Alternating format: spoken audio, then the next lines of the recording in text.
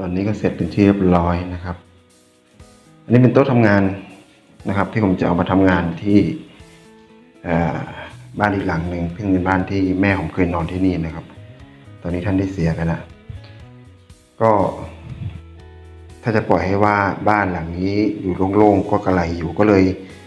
ทำเป็นที่ทำงานไปก่อนนะครับโดยผมก็สร้างโต๊ะตัวนี้ขึ้นมานะครับข้างบนเป็นไม้อัดนะ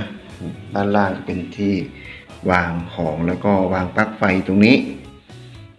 นี่เป็นที่พักเท้าหรือวางของอีกชั้นหนึ่งนะครับ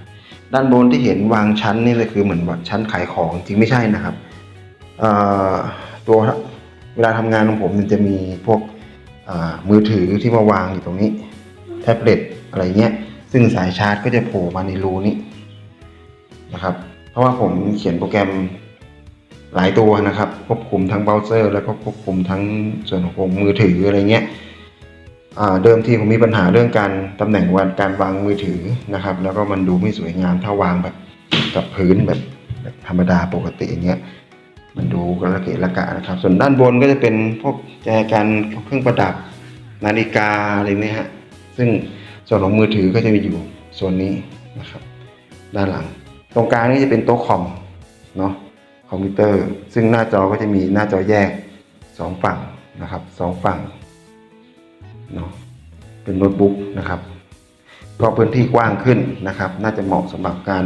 ทำงานแล้วก็การวางเมาส์นะครับทาสีไว้สำหรับกรณีถ้ามีแผนเปลี่ยนอะไรเงี้ยก็จะเอาโต๊ะตรงนี้ไปใช้งานด้านอื่นนะครับตอนนี้เป็นไม้อัดนะซึ่งตอนนี้ทาสีเคลือบไปแล้ว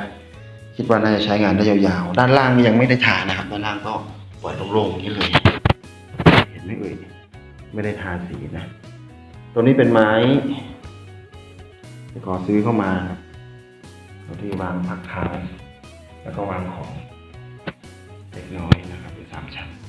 เหล็กเป็นเหล็กหนานะครับเหล็กแกวาไนท์นะก็ใช้กันยาวๆไปเลยนะครับตัวนี้ก็เหล็กร้านขายของเก่าไม้อัดซื้อมา1 แผ่นนะครับแล้วก็มาตัดซอยเป็นชั้นวางอย่างนี้ทั้งหมดทั้งมวลก็ทำมาจากโต๊ะตรงนี้ครับพื้นฐานคือตรงนี้เลยที่เคยถ่ายคลิปให้ดูก่อนครั้งที่แล้วนะครับนะเพราะว่าพอมีโต๊ะตัวนี้เสร็จแล้วในการทำงานมันก็จะดูง่ายขึ้นเพราะว่ามันไม่ต้องมานั่งใช้ไม้หรือเหล็กมันหนุนให้